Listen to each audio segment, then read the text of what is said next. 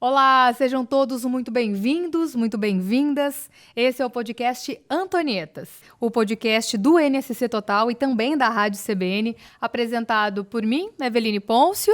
E por mim, Clarissa Batistella. Esse podcast faz parte do projeto da NSC, o Antonietas, que é um projeto feito para reforçar, para valorizar, celebrar a força da mulher e principalmente da nossa mulher catarinense. Vamos desbravar os caminhos do protagonismo feminino na nossa sociedade. Aqui é o espaço delas, é claro, mas também um espaço de todos para debatermos temas e questões do cotidiano das mulheres por Santa Catarina, pelo Brasil e até pelo mundo, não é mesmo? Bom, antes de apresentar as entrevistadas e o tema de hoje, acho que é o momento de nos apresentarmos. Eu sou a Clarissa Batistella, sou jornalista, editora no G1 Santa Catarina, mãe solo da Antônia, de 6 anos, filha neta apaixonada, batalhadora e uma eterna curiosa pelas histórias das mulheres que impactam a vida de muitas outras. E eu vou me apresentar também, Cissa. Eu sou a Eveline Ponce, jornalista, sou apresentadora e editora do Bom Dia Santa Catarina, na NSC TV. Também sou apresentadora do programa #CBN Floripa, na nossa rádio CBN. Sou mãe do João Vitor, de 9 meses, meu primeiro filho, então estou vivendo todo esse despertar também da maternidade. Sou esposa, sou filha e sou uma apaixonada por histórias de mulheres que assumem o protagonismo, principalmente das suas histórias e das suas vidas. Que bom ter todas vocês aqui com a gente nesse momento. E nesse episódio nós vamos falar sobre liderança e protagonismo feminino. Eu começo perguntando, para quem está nos acompanhando ou está nos ouvindo neste momento. Você já teve uma chefe mulher? Quantas grandes líderes pelo mundo você conhece ou você já ouviu falar? Para você é comum ver mulheres em altos cargos de liderança ou presidindo empresas? Bom, a gente sabe que esse é um desafio e os dados apresentados em diferentes fontes comprovam essa percepção. Inclusive, dados da Forbes e de uma pesquisa da ONU fazem um retrato importante desse tema. Clarissa vai compartilhar com a gente esse recorte, né, Cissa? Sim, Evi. Eu começo falando do relatório da ONU. Segundo os dados apresentados pela ONU Mulheres, as lideranças femininas são quase raridade nas empresas. E quando falamos de lideranças por mulheres negras, o dado é ainda mais alarmante. São apenas 10% dos cargos ocupados por essas mulheres. Por isso, a ONU lançou um pacto chamado Movimento Elas Lideram 2030. O objetivo é reunir empresas parceiras para ter 30% das mulheres na alta liderança até 2025 ou 50% até 2030. E para compartilhar um pouquinho dos seus relatos, das suas histórias e também nos inspirar, a gente está recebendo hoje aqui duas grandes mulheres que a gente vai apresentar cada uma de vocês, mas já agradecemos muito de coração pelo tempo, pela disponibilidade e por participarem junto com a gente desse projeto que é tão importante. Estamos recebendo líderes que simbolizam esses desafios. Uma delas é a Thalita Matos, que é sócia fundadora da Singuê, consultoria para projetos corporativos de diversidade, inclusão e também equidade. Tem 15 anos de dedicação a programas de impacto social, consultorias para institutos de responsabilidade social e governos. A Thalita é formada em Ciências Sociais pela Universidade Federal de Santa Catarina e também mestre em Educação Inclusiva. Thalita, seja muito bem-vinda. Obrigada pelo convite. É um prazer sempre estar diante de mulheres tão potentes como vocês e podendo compartilhar a minha trajetória, acho que a minha perspectiva enquanto profissional, enquanto mulher negra, e aquilo que eu venho trabalhando, pesquisando e observando no mercado de trabalho também, quando a gente fala de liderança feminina. Então, acho que vai ser um papo delicioso. Obrigada.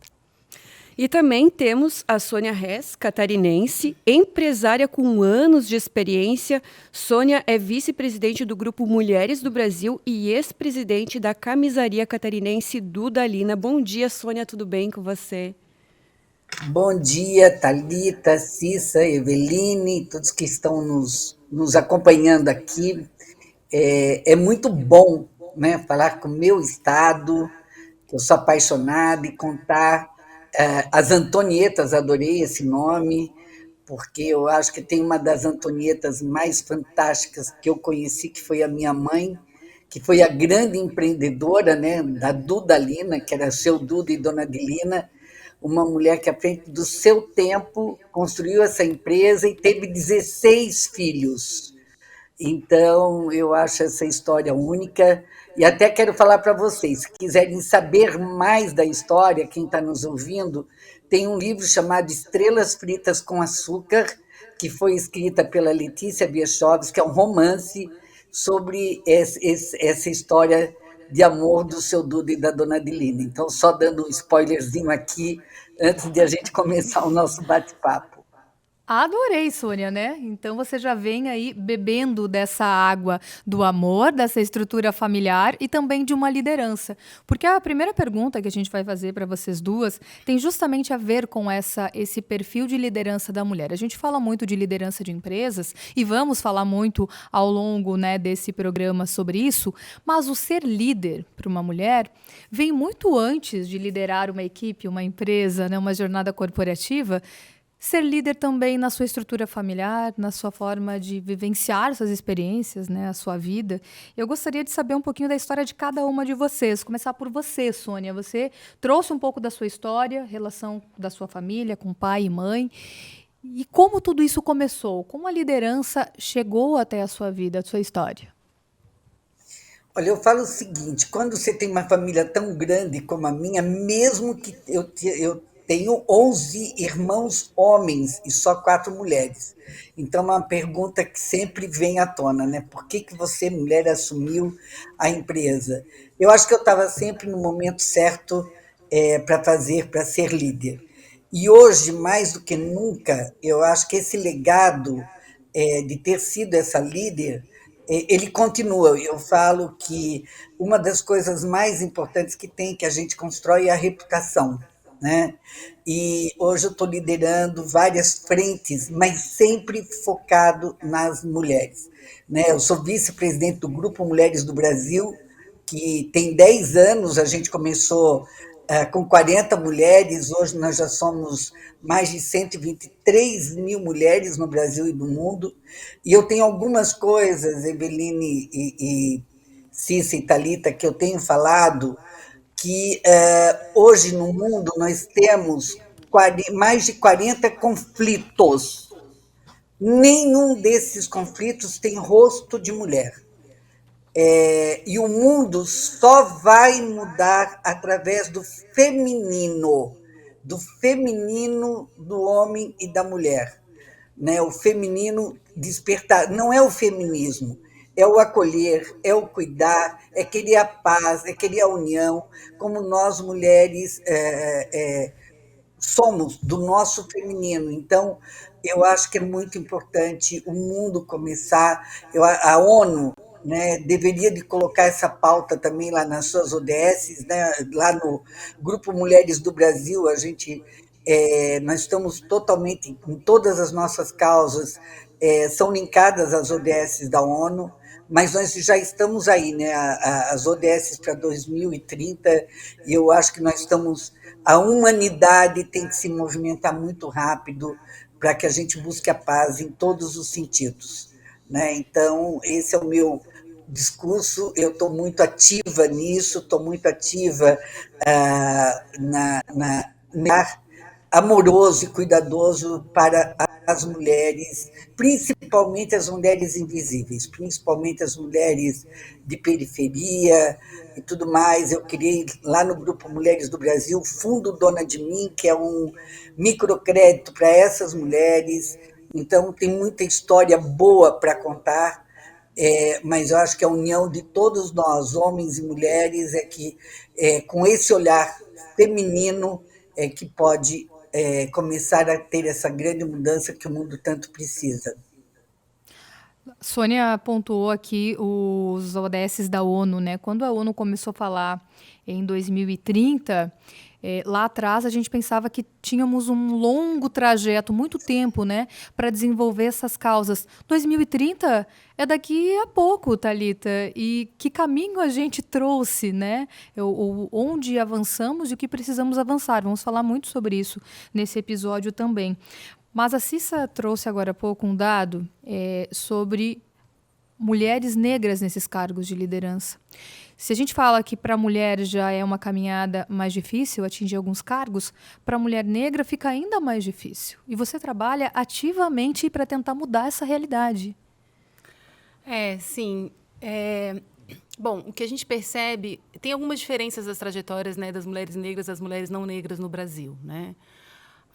Esse país ele foi construído sobre bases escravocratas, então toda a nossa economia, enfim, quem somos hoje enquanto sociedade, enquanto cultura, é resultado de uma matriz econômica baseada no trabalho forçado, né? Então, o fato é que as mulheres negras sempre trabalharam, né? Então, assim, enquanto movimentos feministas nos anos 50, 60 lutavam pelo direito da mulher trabalhar fora de casa, né? A mulher negra, desde que chegou nesse solo, trabalhou fora de casa, né? Na verdade, acho que até uma reivindicação dessas mulheres seria ter mais condições e mais tempo de qualidade para poder se dedicar ao seu próprio lar, porque quantas mulheres negras saem de manhã cedo para cuidar do filho de outras famílias e deixam seus filhos, né, aos cuidados de um irmão mais velho, enfim. Então, são realidades que a gente precisa olhar também.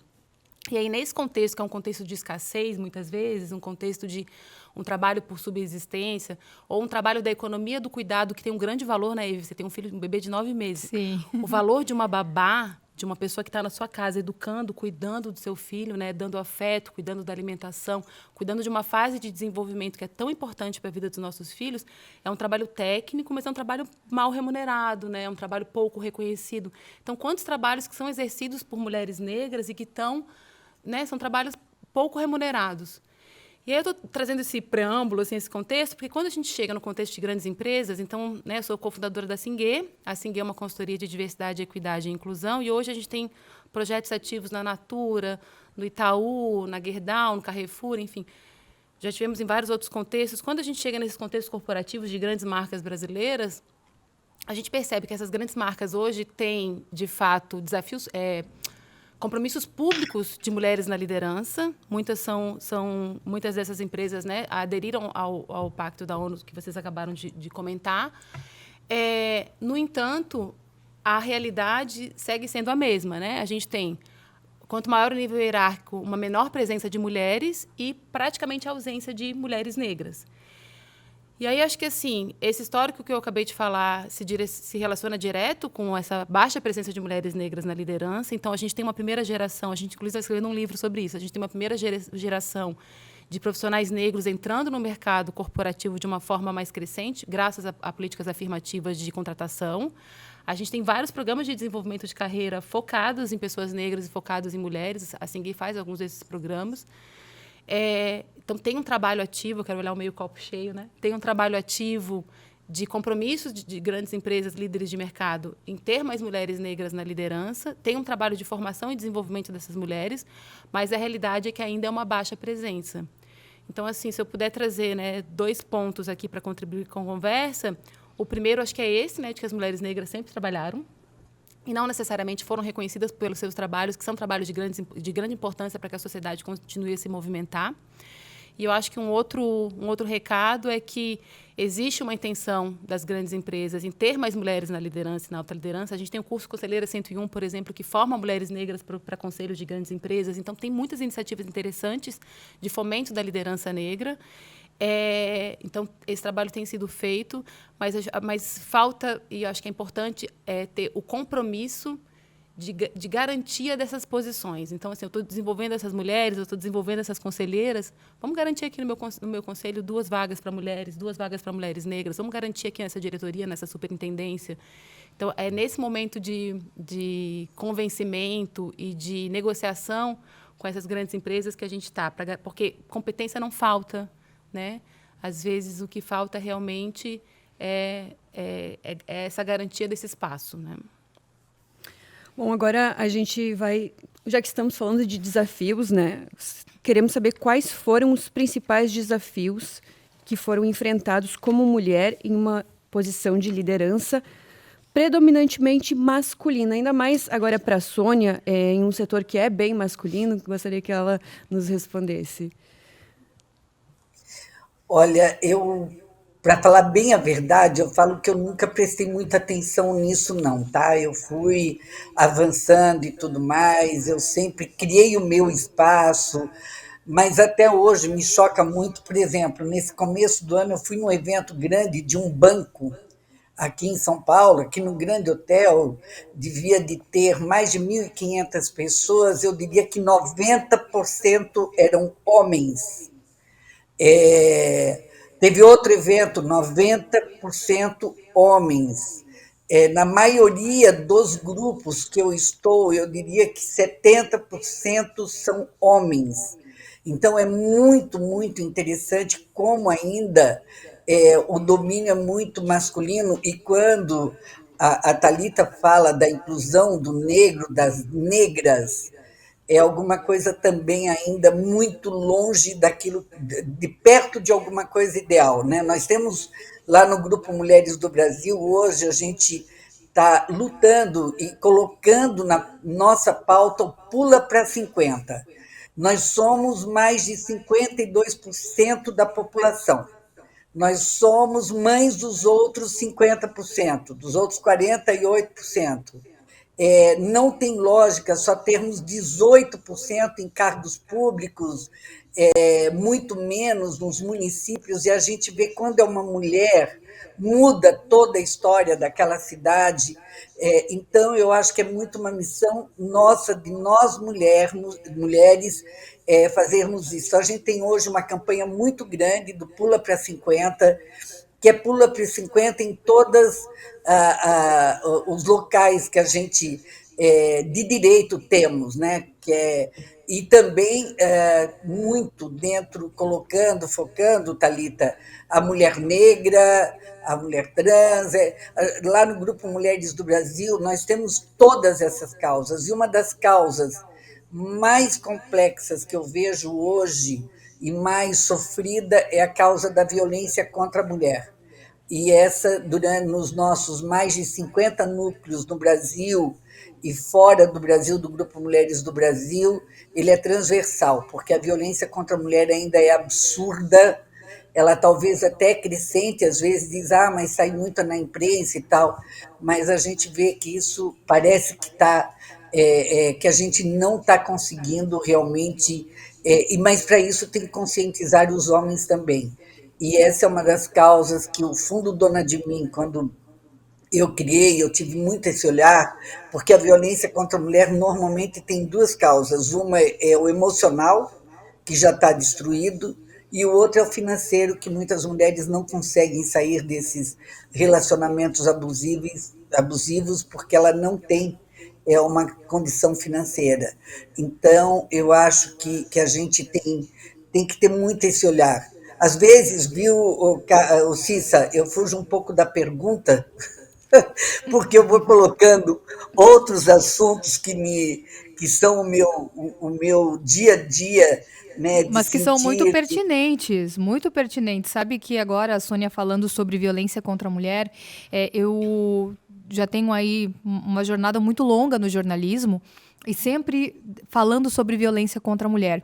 E há um tempo a gente já vem tentando avançar nessas pautas, mas enquanto a gente ainda tiver números tão altos de feminicídios, de violência acontecendo e que merecem espaço na mídia, eu, enquanto mulher de jornalista, percebo que a gente não consegue avançar nas pautas. A gente não consegue avançar em políticas públicas adequadas, em outras ações que a gente precisa trazer para o conhecimento da sociedade, porque, infelizmente, ainda tem mulheres morrendo na mão de seus companheiros, sendo vítimas de violência física, psicológica, patrimonial, né, como a Sônia trouxe. São mulheres que não conseguem. A gente está falando aqui de liderança e protagonismo. Tem mulheres que não conseguem assumir a liderança das suas vidas, porque elas estão sendo vítimas. E a importância, Evi, de ter pessoas na liderança, mulheres na liderança, que enxerguem isso e tragam essas políticas justamente como a Sônia trouxe, né? Para combater na raiz, lá onde realmente está acontecendo, dentro de casa, que geralmente é dentro de casa essa violência. É ali que acontece, né? Se eu puder contribuir, eu acho que tem um desafio que é um desafio interessante. Eu gosto de problema bom para resolver. Acho que a Sônia, historicamente, faz isso, né?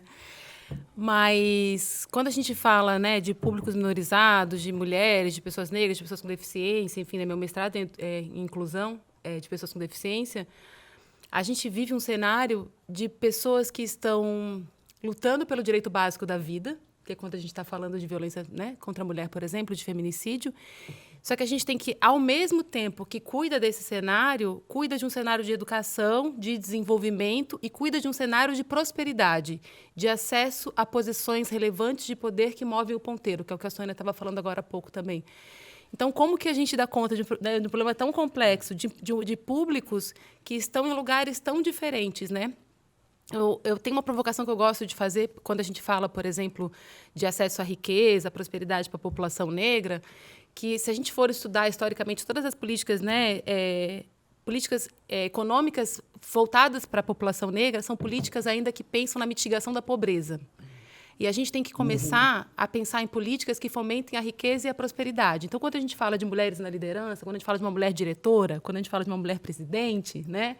Quando a gente fala de uma mulher prefeita, quando a gente fala dessas mulheres ocupando esses espaços, tem todo esse legado positivo, que é o que a Sônia está falando, de uma forma de liderar que tem, né, relação com as coisas que a gente desenvolveu, né, ao longo da nossa história enquanto mulheres. E tem também um impacto real na economia, porque a gestão que a mulher faz dos seus recursos, ela movimenta, né? Tem a frase linda da Angela Davis que fala isso, né? Quando uma mulher negra se movimenta, toda a sociedade se movimenta com ela. Então, a gente, às vezes, está falando assim, na Singuê, a gente faz programas de desenvolvimento de carreira, né? A gente faz programas de trainee, enfim, programas de aceleração de carreira, preparando pessoas para a primeira posição de gerência. E a gente sempre fala isso, assim, putz, quando uma pessoa dessa, né, ocupa a primeira posição de gerência e passa a receber um salário que é 3, 4, 5, 6, 10 vezes maior do que do salário que os seus pais tinham e que sustentaram aquela família, o impacto disso é gigante, né? Então, eu acho que eu queria fazer essa provocação também, né? Como é que a gente consegue falar de todas essas coisas ao mesmo tempo? Cuidar da mulher que está enfraquecida, vulnerável e precisando de uma política pública e de iniciativas como o Fundo Dona de Mim, que eu conheço super bem também, né? Que garanta que ela tenha condições de tirar o nariz de dentro da água e pensar em liderar a sua própria vida, como é que a gente cuida dessa mulher e, ao mesmo tempo, como é que a gente olha para eventos como que a Sônia está trazendo, que ainda são majoritariamente masculinos. E como é que a gente olha para o mercado também e percebe o quanto que os vieses estão presentes na tomada de decisão, na hora de promover uma mulher para um cargo de liderança, por exemplo, que é sempre partindo do pressuposto de que não essa só mulher uma não mulher está no pronta. cargo de liderança. Colocar o trabalho, por exemplo, o Thalita, que o Magalu fez lá do trainee para negros, que inicialmente foi super criticado e depois todo mundo aplaudiu e hoje é copiado E agora todo por mundo muitas faz. empresas. A gente tem vários Tem que desses. quebrar os paradigmas. O grande problema é isso que você está falando. Se não quebrarmos esses vieses inconscientes, essas coisas todas que acontecem, a gente não evolui. E eu acho que o teu trabalho, Thalita, é super, super importante, porque ele é que está acendendo essa chama em todas as empresas. E tem outra coisa, se não for o C-Level, se não for o presidente que coloque isso, ou como o ESG, ou sei lá, como uma política da empresa, ele não pega, sabe? Ele não cola. A mudança é Então, top-down, é né? muito importante que não seja só pelo RH. Porque eu vejo muito programa de ESG que vai lá e conversa com o RH. Se o presidente da empresa não tiver com a cabeça pensante em fazer isso, ele acreditar no coração dele, não só aqui na palavra, não, porque muitos que eu vejo têm um discurso, mas na hora que vira as costas não tem nada a ver, não vai acontecer porque não está na alma. Tem que ser atitudinal, né? Tem que estar no DNA, muitas vezes, né? Eu entendo muito bem essa fala quando você olha, né? Uma empresa, ela acaba sendo o raio-x de quem está acima, né? Comandando toda essa estrutura. Muito legal essa fala da Sônia. Você falou agora há pouco, Thalita, um pouquinho das competências que nós mulheres adquirimos ao longo da nossa história de evolução, né? Evolução da causa mulher, da causa feminina. E aí, hoje se fala muito em soft skills, né, essas competências comportamentais, e que fazem, inclusive, com que a presença das mulheres, seja em liderança, em cargo de gestão, seja tão importante. E a Cissa tem uns números que corroboram com tudo isso que a gente está trazendo aqui. Sim, Evi, um relatório publicado pela revista mostra que as organizações com pelo menos 30% de mulheres em cargos de liderança têm 12 vezes mais chance de estar entre as 20% melhores em desempenho financeiro. Uma pesquisa revelada pela revista ainda mostra que, com base em análises de mais de 84 mil líderes e 1,5 milhão de avaliadores, incluindo chefe, chefe do chefe, colegas, subordinados, diretores e outros, as lideranças femininas aparecem com mais eficácia do que seus colegas homens em todos os níveis de gerenciamento e faixa etárias.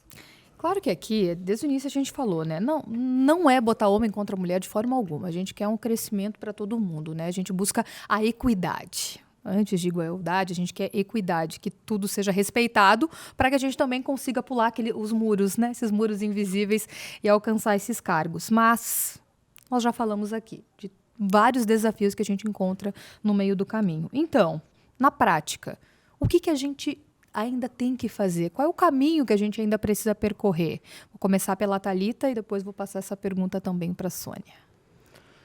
Eu trabalho com esse conceito de equidade, né? Eu acredito muito nele, porque a gente somos todos iguais, né, perante a Constituição, enfim, temos todos os mesmos direitos, mas a realidade material vivida pelas pessoas é absolutamente diferente, né? Os pontos de partida são muito diferentes. Então, equidade é esse olhar para as barreiras que você trouxe, né, Eve? Quais são as barreiras? Como é que a gente remove essas barreiras para que as pessoas possam ter acessos mais equânimes, né? E aí, quando a gente fala desses dados positivos em relação à liderança da mulher, esses dados se potencializam se a gente tem um contexto em que essa mulher realmente pode dar o seu potencial, colocar o seu potencial na mesa sem tantas barreiras. Então, quanto mais equânime esse contexto, sem dúvida, esse potencial vai estar muito mais a serviço para gerar valor, para gerar riqueza, para gerar qualidade de trabalho, né, para aquele contexto corporativo. Eu acho que... Me perdi na pergunta. Desafios. Tá, eu acho que... Vamos lá, vou falar dos desafios, aí vocês têm tempo aí para cortar, gente. Bom, quando a gente fala dos desafios, né, eu acho que é importante a gente começar a ter, de fato, a presença de mulheres em posições de liderança, porque um contexto que é absolutamente masculino e que dita as regras, né, de um modo de funcionamento que ele é masculino, ele não consegue nem enxergar as barreiras que precisam ser removidas para um contexto mais equânime. Então, a presença da mulher, o olhar da mulher na tomada de decisão, na leitura daquele cenário, faz toda a diferença para desenho de programas, para decisões institucionais que são positivas para todo mundo, né? Então, acho que esse é um primeiro lugar. A gente precisa, de fato, garantir a presença das mulheres em espaços de tomada de decisão e poder. Eu acho que uma outra coisa é a gente precisa ir rompendo, aos poucos, esses vieses que a gente traz em relação à qualidade do trabalho da mulher e em relação ao quanto que a mulher está pronta ou não está pronta, em relação a qual é um espaço para a mulher e qual que é um espaço que não é para a mulher, né? As novas gerações já parece que já nascem com esse chip, assim, né, que não estão olhando para isso. Mas a gente vê isso muito presente ainda no mercado. A mulher precisa se provar mais vezes, ela tem o seu ponto sempre duvidado. Sempre que eu faço, a gente faz muito diagnóstico na Singuê para fazer a avaliação das culturas, e eu sempre ouço as mulheres falando o seguinte: eu preciso me provar 2, 3, 4 vezes. A forma de eu ter sucesso é eu ser tecnicamente impecável e inquestionável. Então, assim, as mulheres, elas se firmam muito no seu conhecimento técnico para garantir que elas tenham mobilidade nas suas carreiras. Então, isso acho que é positivo para a gente, enquanto profissionais. No entanto, acho que esses contextos podem estar mais abertos às formas da mulher de ser, né? E acho que uma última coisa que eu queria trazer é que, assim, a nova economia, esse novo cenário de mundo tão inseguro que a gente vive, né, esses 40 conflitos que a Sônia falou e tantas coisas que a gente está vivendo desse mundo volúvel, ele pede por uma liderança, que é uma liderança que tem aspectos mais parecidos com aspectos que a gente desenvolveu historicamente enquanto mulheres, né? Então, fala-se muito de liderança inspiracional. E, para a gente, na Singuê, liderança inspiracional e inclusive é a mesma coisa. O que é uma liderança inspiracional? A liderança inspiracional é aquela que sabe de si, então, que investe em autoconhecimento. Eu sei quem eu sou, eu sei o que eu faço bem, eu sei o que eu não faço bem, eu sei pedir ajuda, eu sei me vulnerabilizar, eu sei de mim. Uhum. e, ao mesmo tempo, eu sei do impacto que eu causo no outro. Eu sei que, enquanto liderança, tudo que eu faço comunica algo, imprime. Então, quando a Sônia fala, precisa do C-Level, precisa da presidência envolvida, é por isso. Porque tudo que uma alta liderança faz, tudo que a liderança faz, reverbera, tem impactos, né? E esses impactos transformam tudo isso à sua volta. Então, uma liderança inspiracional é a liderança que sabe de si e que sabe dos impactos que causa. Então, acho que o convite para os homens que lideram, que estão nos ouvindo aqui, interessados no nosso assunto, é que estejam atentos a quem eles são, que invistam mais em autoconhecimento, né? Porque acho que os homens se privam desse lugar, e que, ao mesmo tempo, estejam atentos aos seus preconceitos, aos seus vieses, inclusive, os assédios que cometem no dia a dia, sem ter a consciência desses assédios que estão cometendo. Então, acho que tem uma oportunidade, tem todo um olhar, né, para a masculinidade, que é uma oportunidade para os homens também se reverem nesse lugar, né, e terem um papel ativo na construção desse ambiente que é mais inclusivo e mais saudável para as mulheres, mas, na verdade, para todo mundo. Para a sociedade, né? Você trouxe agora as novas gerações, o quanto eles já vêm com esse chip, né, remodelado, e já vêm olhando as situações de uma forma mais abrangente, né?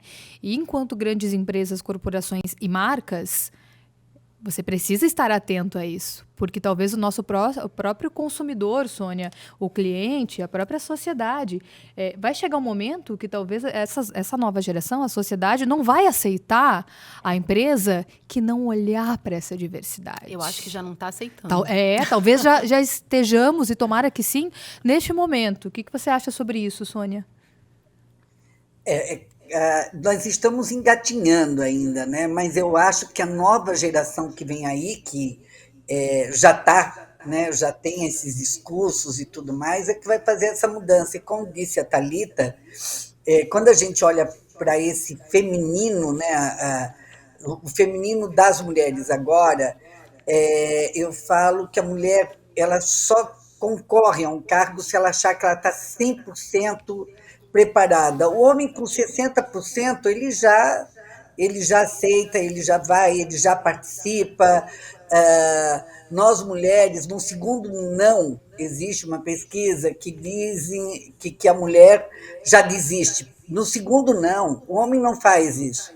E uma outra coisa que eu acho super importante é a gente aprender a fazer network, né? Que é uma coisa que as mulheres até hoje não aprenderam a fazer. Muito do que eu conquistei, né? Eu moro aqui em São Paulo e tenho uma vida bastante ativa, foi através do meu network.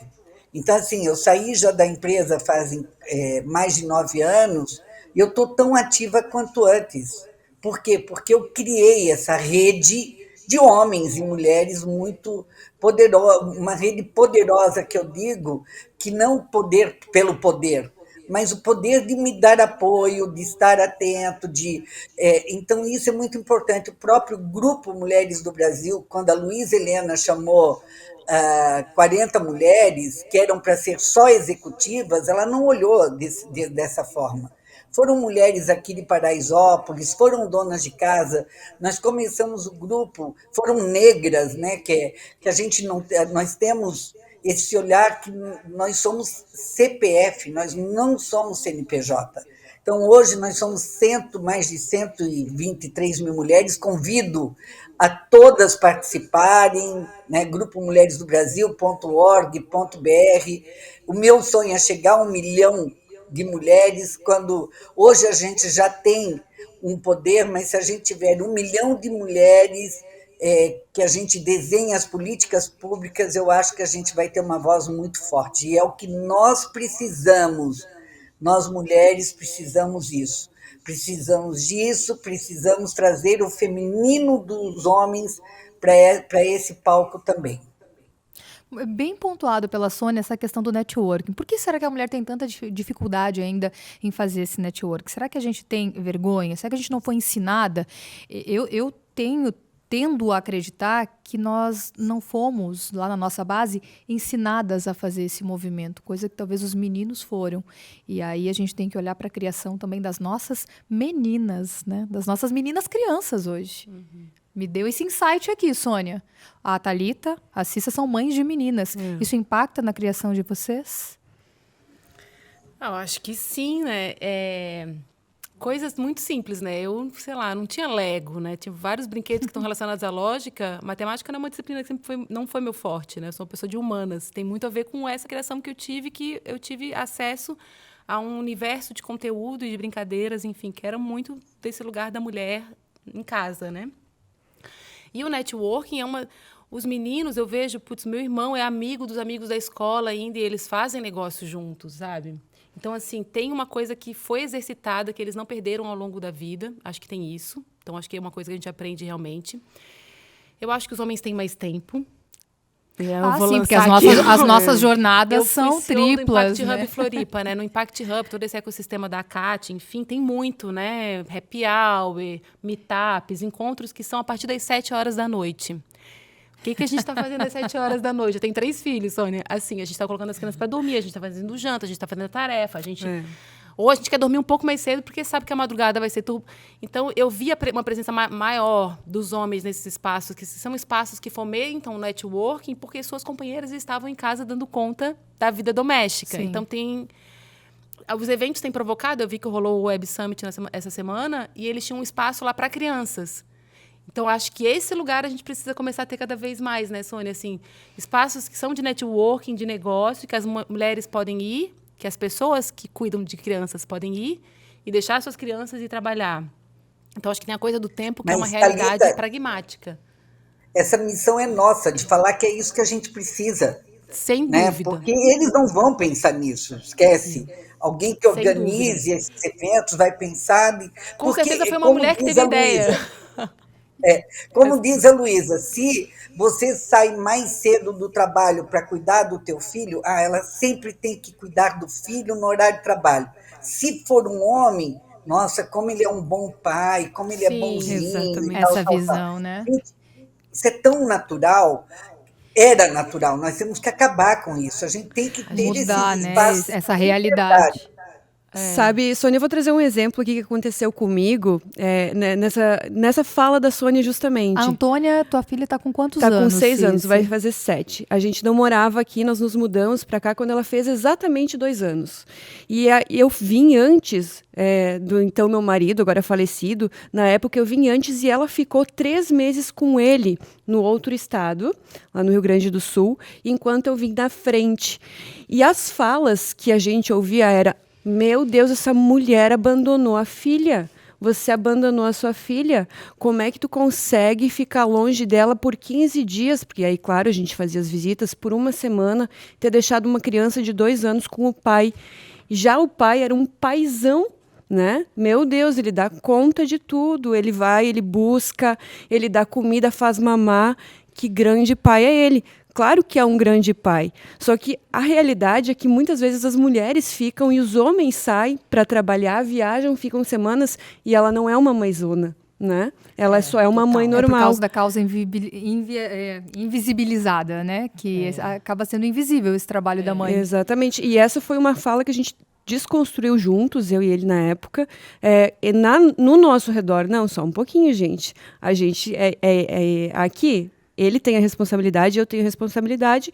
Nós construímos juntos, nós decidimos juntos e agora é a hora de eu dar um passo e ele segurar um pouquinho aqui. Depois ele dá um passo, eu seguro aqui também.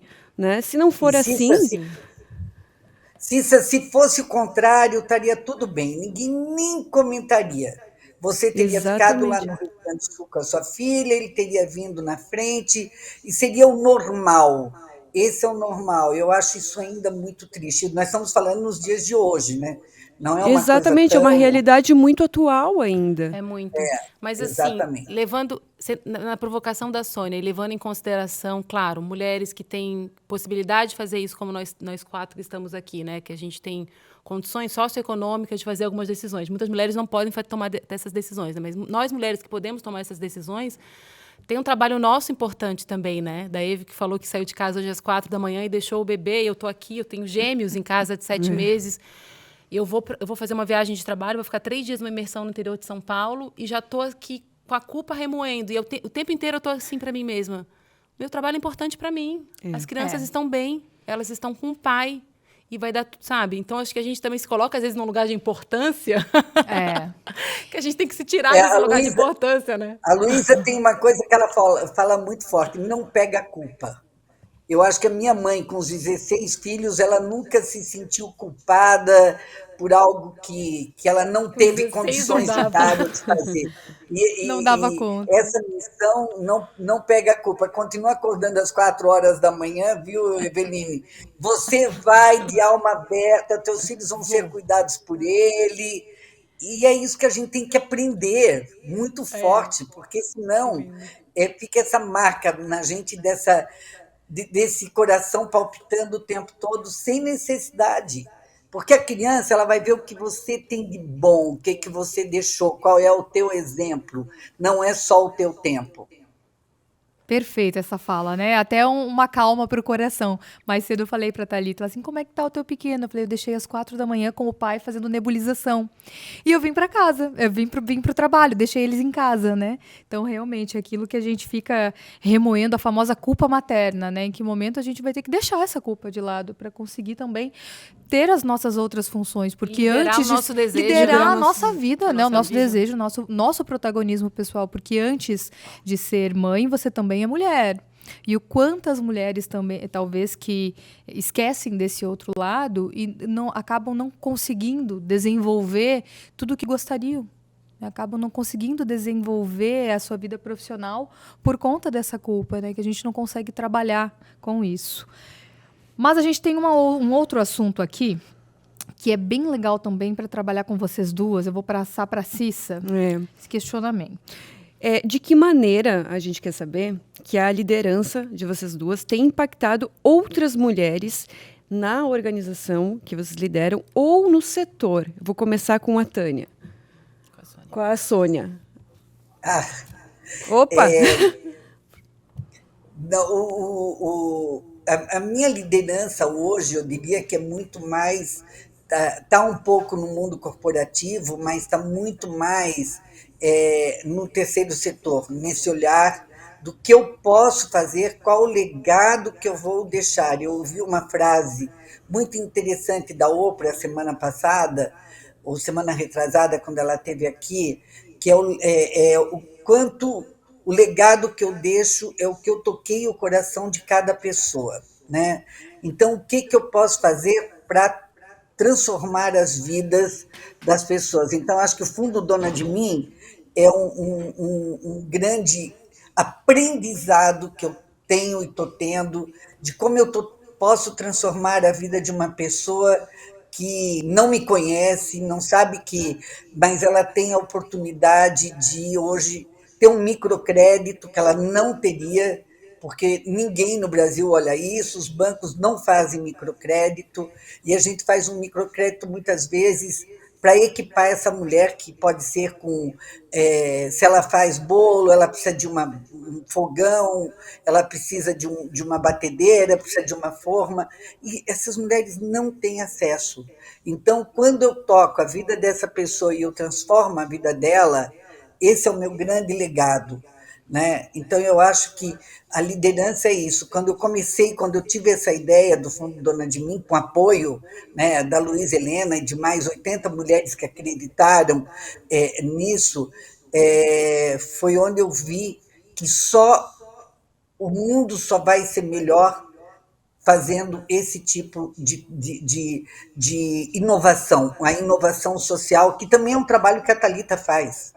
Né? A Thalita faz um trabalho de inovação social. Quando ela olha a diversidade, a equidade, a inclusão, hoje é o que a gente tem que ter esse olhar, porque senão nós não vamos construir um mundo melhor para todos. Eu acho que essa é a nossa missão. Nós temos que fazer...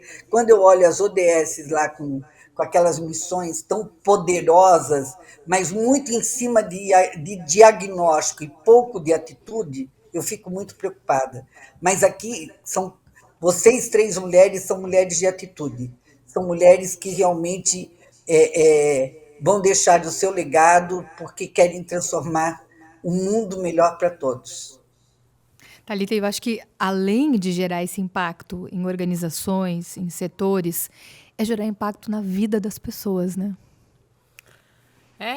Na verdade, assim, no final do dia é sobre isso, né? Porque os CNPJ são formados por vários CPFs, né? São muitas histórias, cada uma daquelas pessoas, né? E a gente ouve histórias muito lindas, assim, né? A gente trabalha com uma geração de profissionais negros que foram os primeiros a cursar o ensino superior e a se graduar.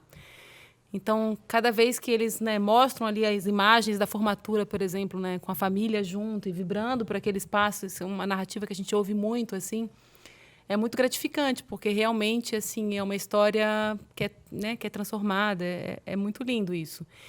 E eu acho que tem algumas coisas, tá?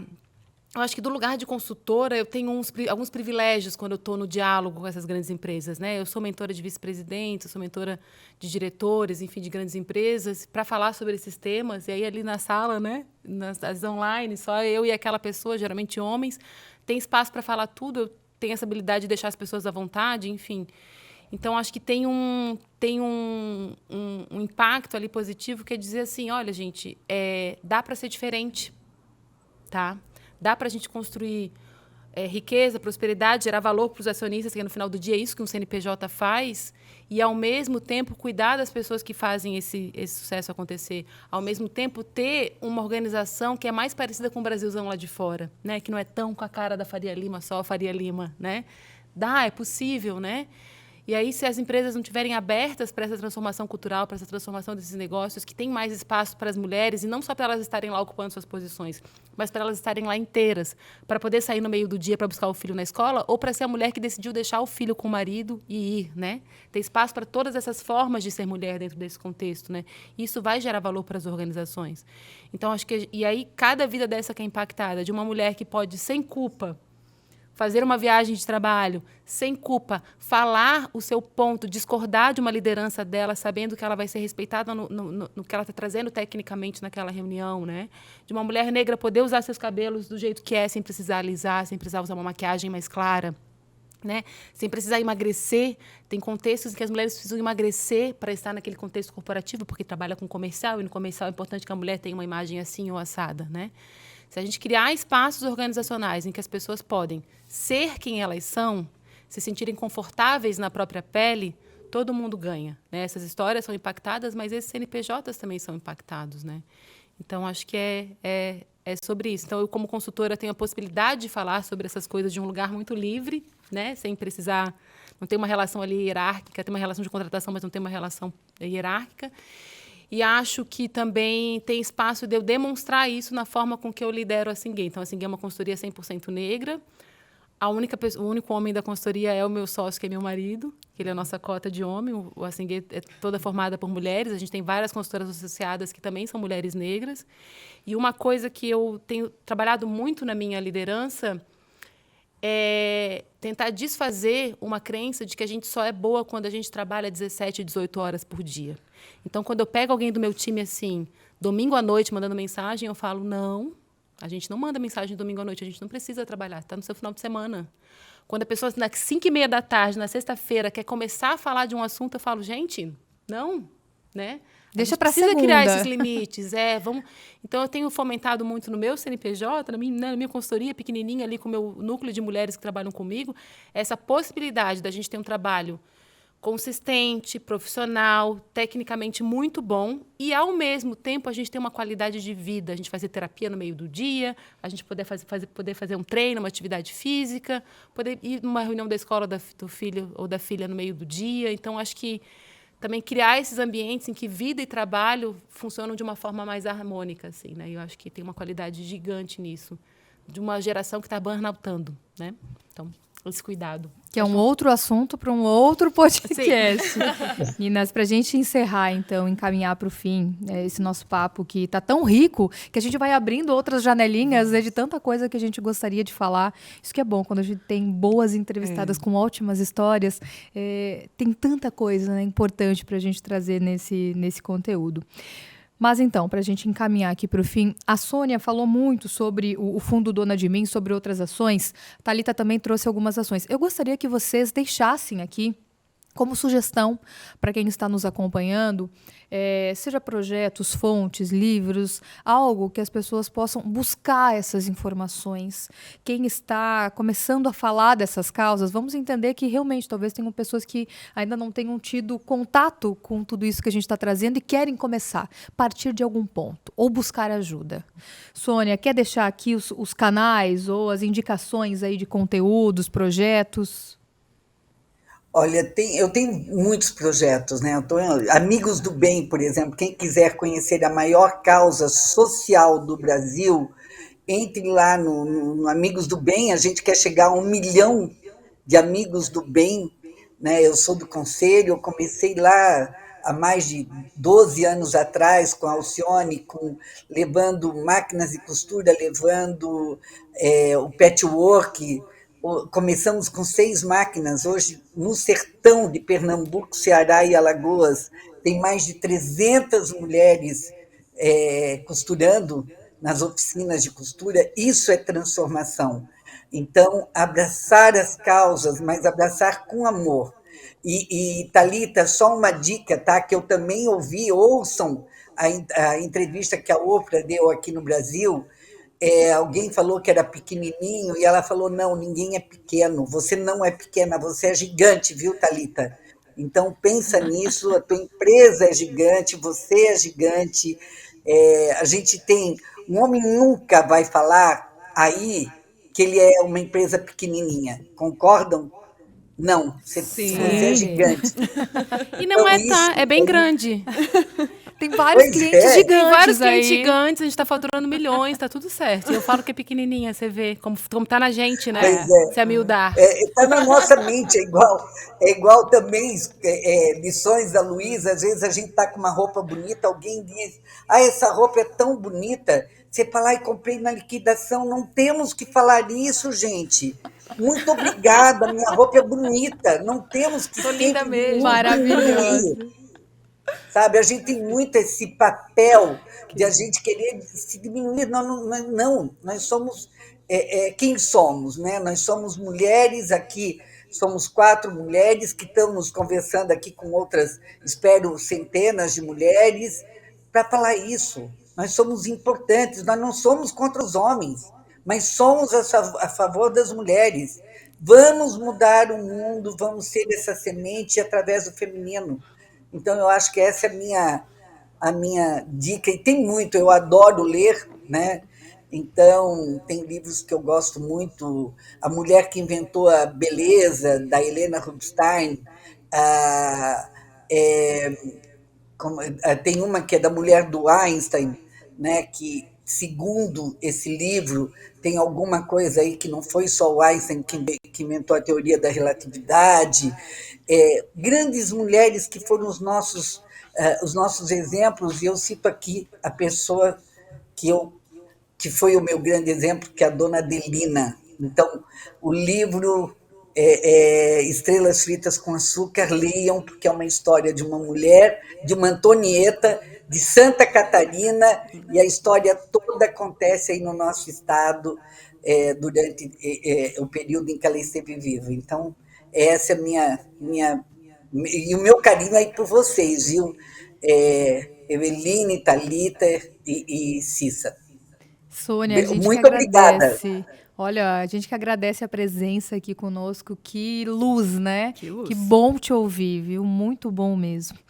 Thalita, e você, né?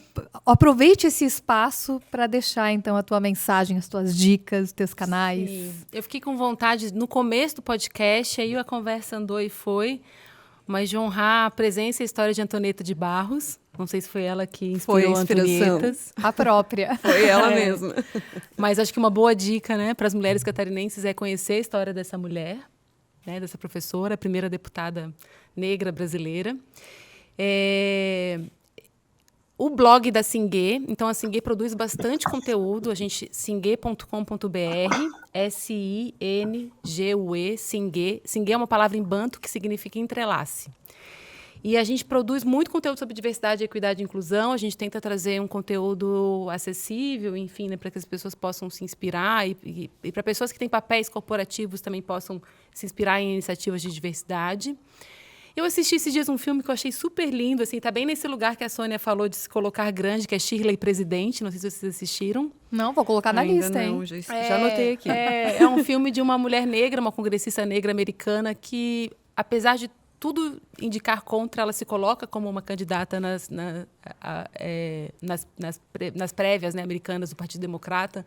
É uma história super legal. Eu gosto muito dos livros da Brené Brown, eu gosto muito da Coragem de Ser Imperfeito. Eu acho que é um livro que nos ajuda muito a abraçar a nossa humanidade e nos colocarmos grandes na arena do mundo, como a Brené Brown fala e como a Sônia tanto nos inspirou aqui. Tanta gente. Leiam Lélia Gonzalez, assim, né, que é uma mulher, uma feminista negra brasileira que falou muito sobre um pouco do que eu trouxe no começo desse podcast, né, sobre o lugar do trabalho da mulher negra no Brasil. Então, acho que tem muita coisa boa para a gente ler. E ampliar o nosso leque de referências, né? Quem que a gente se referencia? Quando a gente fecha os olhos e pensa, líder, vem um homem branco, grisalho, de 50 anos, 60 anos, talvez a gente precisa conhecer outras histórias como Sônias, como Dudalinas, né? E como outras tantas mulheres, para ir povoando o nosso imaginário com histórias potentes de mulheres potentes, né? Maravilhoso. E assim, né, a gente encerra, então, Cissa, nosso primeiro podcast do Projeto Antonietas. Obrigada também, Clarissa, pela parceria aqui na condução desse podcast. Gratidão é toda minha. O ensinamento, essa conversa, esse diálogo maravilhoso. Muito obrigada a todas que estiveram aqui e as que vão nos acompanhar ainda, né? Coisa boa. Este podcast é uma produção da NSC, através do NSC Total, da CBN Floripa. A produção e roteiro é da Carolina Marasco. Equipe técnica, Ricardo Barreto, Guilherme Henrique. Edição e pós-produção de Lucas Amorelli e Aurora Ribas. Apresentação, minha, Eveline Pôncio, e da Clarissa Batistella. E a coordenação geral é da Raquel Vieira e da Daniela Peretti. Até a próxima!